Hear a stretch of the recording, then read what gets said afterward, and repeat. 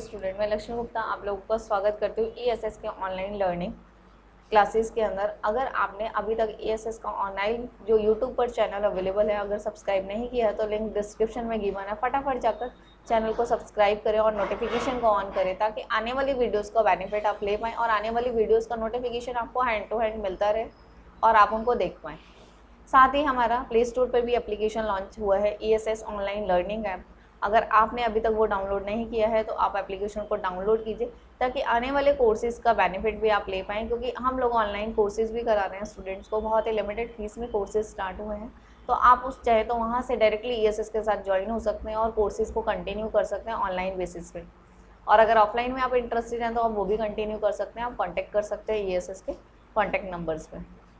Okay, last हमने videos में कुछ हम टेली कोर्सेज के बारे में पढ़ रहे थे। कुछ वीडियोस में हमने ये देखा कि हम लोग किस तरीके से वाउचर्स के एंट्रीज करते हैं, यानी पेमेंट रिसिप्ट के बारे में हम लोग कैसे डाटा को रिकॉर्ड करते हैं। उसके साथ ही हमने कॉन्ट्रा एंट्रीज के बारे में पढ़ा था कि कॉन्ट्रा ट्रांजेक्शन्स को हम लोग कैसे फिलअप करते हैं हमने टैली के अंदर। और नेक्स्ट जो हमारा डाटा रहेगा वो रहता है जर्नल का टॉपिक। जर्नल का टॉपिक हमने लास्ट वीडियो में डिस्कस किया था कि जो कैपिटल की ट्रांजेक्शन होती है वो हम कैसे फिलअप करते हैं। ड्राइंग का ट्रीटमेंट जो होता है, ड्राइंग की ट्रांजेक्शन जो होती है वो टैली के अंदर किस तरीके से फीड आउट होती है, कैसे उनको फिलअप किया जाता है हमारे जर्नल वाउचर के अंदर। लेकिन लास्ट हमने दो कंसेप्ट को स्किप आउट किया था, क्योंकि हमने वो जो स्किप आउट इसलिए किया था क्योंकि उसका जो कंसेप्ट है बहुत ही थोड़ा लेंदी प्रोसेस है, इस वजह से आज हम वो टॉपिक डिस्कस कर रहे हैं।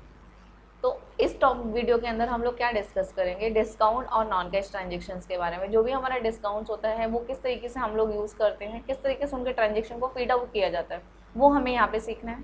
साथ ही हम लोग नॉन कैश ट्रांजेक्शन्स को सीखेंगे, यानी वो ट्रांजेक्शन जिसमें कैश इंक्लूड नहीं है उन ट्रांजेक्शन को हम लोग यहाँ पे फीड आउट करेंगे, कैसे ट्रांजेक्शन रिकॉर्ड की जाती है, वो सारी चीज़ें हम लोग यहाँ पे सीखेंगे।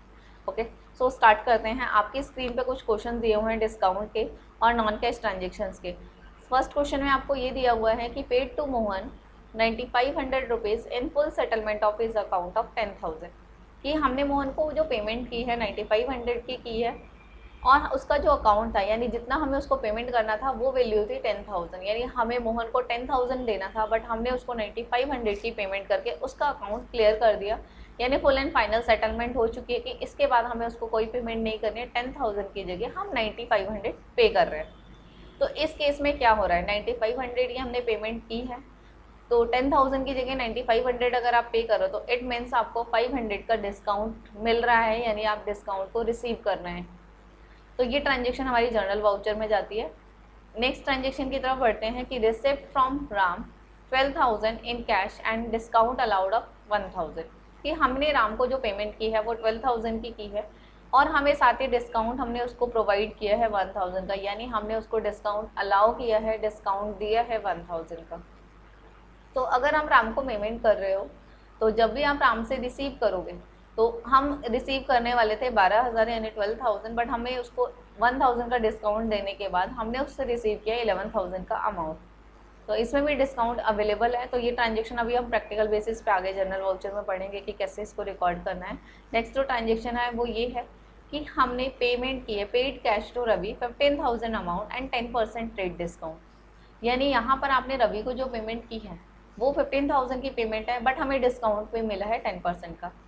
यहाँ पर आपको डिस्काउंट परसेंटेज में गिवन है, तो आपको ये ध्यान रखना होगा कि आपका जो डिस्काउंट परसेंटेज में है वो आपको कैलकुलेट करना होगा, यानी 15,000 के ऊपर आप 10% कैलकुलेट करेंगे तो 10% वैल्यू आएगी 1,500, जो कि आपको डिस्काउंट यहाँ पे मिल रहा है। आप पेमेंट कर रहे हैं और डिस्काउंट आप रिसीव कर रहे हैं।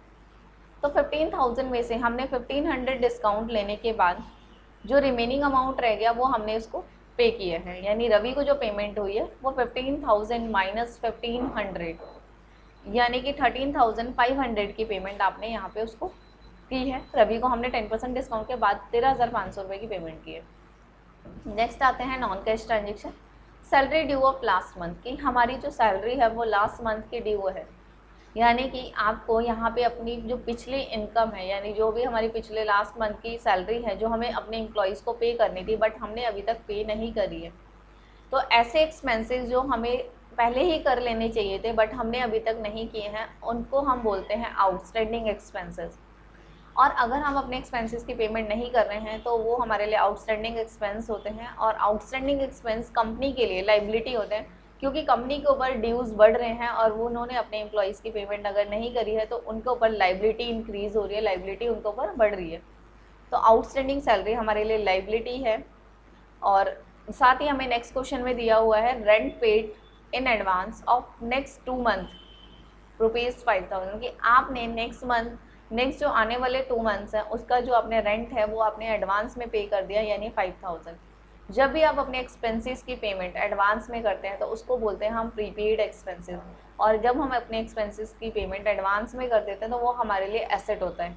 तो ये हमारे लिए करेंट एसेट बन जाएगा, यानी आपने जो रेंट एडवांस दिया that is current asset. But जो आपने सैलरी एडवांस अभी भी होल्ड आउट करी हुई है, आउटस्टैंडिंग की हुई है अपने एम्प्लॉयज़ की सैलरी, वो हमारे लिए लाइबिलिटी होता है। तो इन ट्रांजेक्शन्स को हम लोग कैसे रिकॉर्ड करेंगे वो हम जर्नल वाउचर के अंदर देखेंगे। नेक्स्ट स्टार्ट करते हैं। टैली पे मूव हुए, टैली पे मूव होने के बाद हमारे जो वाउचर्स आते हैं वो आते हैं अकाउंटिंग वाउचर्स के अंदर। हम अकाउंटिंग वाउचर पे जाएंगे और सबसे पहले हम फर्स्ट ट्रांजेक्शन को रिकॉर्ड करेंगे जिसमें हमने मोहन को पेमेंट की थी 9500 की, बल्कि उसका जो हमें पेमेंट करना था वो 10,000 का करना था, और साथ ही हमने उसमें 500 का डिस्काउंट भी रिसीव किया था। तो हम F7 से ट्रांजेक्शन को ओपन करेंगे, अपना वाउचर ओपन करेंगे, और हम जब भी किसी को पेमेंट करते हैं तो कैश हमारे पास से क्रेडिट होता है, और जिसको भी पेमेंट करो, जैसे हमने मोहन को पेमेंट करी है तो मोहन का अकाउंट डेबिट होगा, क्योंकि मोहन यहाँ पर रिसीव कर रहा है, मोहन के पास कैश जा रहा है तो वो रिसीवर है और उसका अकाउंट डेबिट किया जाएगा। तो हम मोहन का अकाउंट डेबिट करेंगे, ऑल्ट सी मोहन।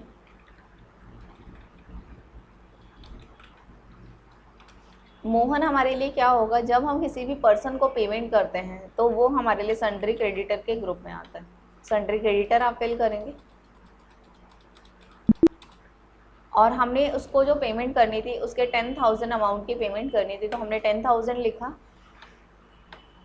और साथ ही हमने क्रेडिट किया कि हमने जो उसकी पेमेंट की है वो कैश से की है, कैश लिया, कैश को क्रेडिट किया, और हमने उसकी पेमेंट की है 9500 की, यानी हमने 10,000 में से 9500 उसको पे कर दिया है।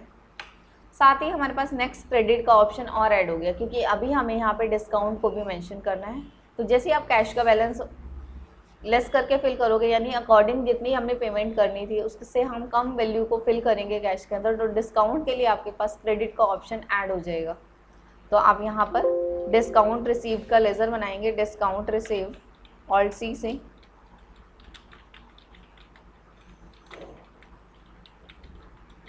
डिस्काउंट रिसीव हमारे लिए इनडायरेक्ट इनकम होती है, क्योंकि ये हमें मिल रहा है और इसको हम एज अ इनकम ट्रीट करते हैं, क्योंकि कहीं ना कहीं हमारे 500 सेव हो रहे हैं और वो हमारी इनकम जनरेट कर रहे हैं।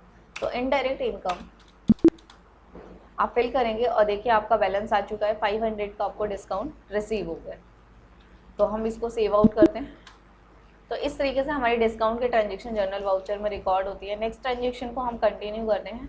Receive from Ram 12,000 in cash and allowed him a discount of 1,000, कि हमने राम से 12,000 रिसीव किया और उसको 1,000 का डिस्काउंट भी दिया। हम रिसीव कर रहे हैं तो कैश हमारे लिए डेबिट होगा, क्योंकि कैश बिजनेस में आ रहा है, और जब भी कैश बिजनेस में आता है तो हम कैश को डेबिट करते हैं। तो कैश अकाउंट डेबिट, और हमने उससे रिसीव किया सिर्फ 11,000। डिस्काउंट देने के बाद जो हम रिसीव कर रहे हैं हम हमेशा उस वैल्यू को कैश में लिखते हैं कि आप 12,000 में से सिर्फ 11,000 रिसीव कर रहे हो। नेक्स्ट एंट्री आपको डिस्काउंट की करनी है, तो आप क्रेडिट से चेंज करके डेबिट करोगे और कैश के साथ डिस्काउंट अलाउड को मेंशन करोगे, ऑल्ट सी डिस्काउंट अलाउड। और जब भी हम किसी को डिस्काउंट देते हैं तो वो हमारे लिए इनकम नहीं होता है, हम उसको इनडायरेक्ट एक्सपेंस की कैटेगरी में रखते हैं, क्योंकि हमारा ये कहीं ना कहीं एक्सपेंस हो रहा है। जहाँ हमें 12,000 मिलने चाहिए थे बट हमें 11,000 ही रिसीव हो रहा है, 1,000 का हमारा एक्सपेंस हो रहा है। तो 1,000 हम डिस्काउंट अलाउड में फिल करेंगे और इनडायरेक्ट एक्सपेंस के ग्रुप में फिल करेंगे। हमने यहाँ 1,000 फिल किया, और क्रेडिट होगा राम को, हम राम से रिसीव कर रहे हैं तो राम का लेज़र क्रिएट करेंगे, और जब हम किसी भी पर्सन से कैश रिसीव करते हैं तो वो सन्ड्री डेटर के ग्रुप में ऐड होता है। तो सन्ड्री डेटर के ग्रुप में हम इसको फिल करेंगे और एंटर करते हुए अपने एंट्री को सेव करेंगे। तो ये हमारी डिस्काउंट की नेक्स्ट एंट्री थी। लास्ट एक हमारी एंट्री और बची है, paid cash to Ravi 15,000 on 10% discount, यानी हमने रवि को पेमेंट की है, यानी कैश हमारे पास से जा रहा है। तो जब भी कैश हमारे पास से आउट होता है, जाता है, तो हम कैश को क्रेडिट करते हैं। तो जिसको भी पेमेंट कर रहे हो उसका नाम डेबिट होगा, यानी रवि, आपका रवि अकाउंट डेबिट हो जाएगा। और जब हम किसी को पेमेंट करते हैं तो वो सन्ड्री क्रेडिटर के ग्रुप में ऐड होता है, सन्ड्री क्रेडिटर। और हमें रवि को पेमेंट करनी थी 15,000 की, और हमने क्रेडिट यानी कैश किया है, पे किया है सिर्फ उसको 10% डिस्काउंट के बाद 13,500, और उस पर हमें डिस्काउंट रिसीव हुआ है 10% का, क्योंकि हम उसको पेमेंट कर रहे हैं 15,000 की जगह 13,500। तो यहाँ पर हमारा डिस्काउंट रिसीव का लेज़र आएगा जो कि ऑलरेडी बना हुआ है, अभी अभी हमने इसको क्रिएट किया है। डिस्काउंट रिसीव 1500, और ये ट्रांजेक्शन हमारे डिस्काउंट के इस तरीके से रिकॉर्ड हो जाती है। तो आई होप सो आपको जर्नल के डिस्काउंट की ट्रांजेक्शन्स क्लियर हो गई होंगी। अगर कोई भी क्वेरी है तो कमेंट बॉक्स में आप बता सकते हैं। साथ ही नॉन कैश ट्रांजेक्शन को हम देखते हैं। फर्स्ट हमको ट्रांजेक्शन दी थी salary of last month due 10,000 rupees की। पिछले लास्ट मंथ की सैलरी जो है, पिछले महीने की जो भी सैलरी है वो अभी भी ड्यू है, आपने अभी तक पेमेंट नहीं की है। जब भी आप अपने लाइबिलिटीज़ को, अपने एक्सपेंसेस को पे नहीं करेंगे तो वो हमारे लिए लाइबिलिटी बनती है। और जब भी हमारे पिछले ड्यूज़ क्लियर नहीं करते हैं, हम अपने एक्सपेंसेस की पेमेंट नहीं करते हैं, तो हम उसको आउटस्टैंडिंग सैलरी के नाम से मेंशन करेंगे। तो आपकी आउटस्टैंडिंग सैलरी लाइबिलिटी है, तो इसके ट्रांजेक्शन जो आपकी बनेगी वो ये बनेगी कि सैलरी अकाउंट डेबिट और आउटस्टैंडिंग सैलरी अकाउंट आपका क्रेडिट होगा, क्योंकि जब भी आपकी लाइबिलिटी जनरेट होती है तो लाइबिलिटी हमेशा क्रेडिट में आती है, डेबिट में हम एसेट्स को मेंशन करते हैं। तो आप यहाँ लेजर क्रिएट करेंगे, ऑल्ट सी सैलरी। सैलरी हमारे लिए इनडायरेक्ट एक्सपेंस होता है। लेजर्स में हमने ये सारी चीज़ें क्लियर की थी। अगर आपने अभी तक वो वीडियो नहीं देखी है तो आप पहले वो वीडियो देखें ताकि आपको कंसेप्ट क्लियर हो पाए। 10,000, और यहाँ पर आएगा आपका आउटस्टैंडिंग सैलरी का लेजर, जो कि हम ऑल्ट सी से बनाएंगे, आउटस्टैंडिंग सैलरी। और ये हमारे लिए करंट लाइबिलिटी है। करंट लाइबिलिटी में हम क्रिएट करेंगे, आप वैल्यू फिल करेंगे। आप देख रहे होंगे कि इस ट्रांजेक्शन में हमारा ना ही डिस्काउंट इंक्लूड है, ना ही कैश इंक्लूड है। तो यहाँ पे हमारी कैश की ट्रांजेक्शन्स इंक्लूड नहीं है, ना ही डेबिट फॉर्मेट में, ना ही क्रेडिट फॉर्मेट में। तो ये ट्रांजेक्शन हमारी नॉन कैश ट्रांजेक्शन्स होती हैं, और इसको हम इस तरीके से रिकॉर्ड करते हैं। नेक्स्ट क्वेश्चन में आपको दिया हुआ था रेंट पेड, रेंट जो हमने पे किया है नेक्स्ट 2 मंथ का हमने एडवांस में रेंट पे कर दिया है, जो कि वैल्यू है 5,000 की। जब हम अपने रेंट को यानी अपने एक्सपेंसेस को एडवांस में पे करते हैं, यानी कि हम प्रीपेड पे कर रहे हैं, पहले से ही हम लोग पे करके चल रहे हैं, प्रीपेड एक्सपेंस बोलते हैं हम लोग उसको। और प्रीपेड एक्सपेंस हमारे लिए एसेट होता है, क्योंकि आने वाले टाइम में आपको वो एक्सपेंस पे करने की नीड नहीं होगी, ज़रूरत नहीं है आपको आने वाले टाइम में वो एक्सपेंस पे करने की, क्योंकि आप उसको ऑलरेडी पे कर चुके हो। तो एडवांस जब हम किसी भी एक्सपेंस की पेमेंट करते हैं तो वो हमारा डेबिट होता है। हम डेबिट करेंगे प्रीपेड रेंट, करेंट एसेट में हम इसको रखेंगे। और आपने 5,000 की पेमेंट की है, 5,000, और आपका जो रेंट का अकाउंट है वो क्रेडिट होगा।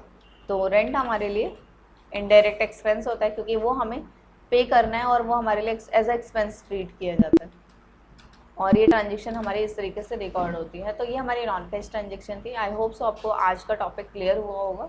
नेक्स्ट वीडियोस में हम आगे और भी टॉपिक्स लेकर आने वाले हैं, तो आप कंटिन्यू वीडियोस को देखते रहिए ताकि आपके टैली के कॉन्सेप्ट्स क्लियर हो पाए और आगे जाके आप अपनी लाइफ में इसको यूज़ कर पाएँ। Thank you.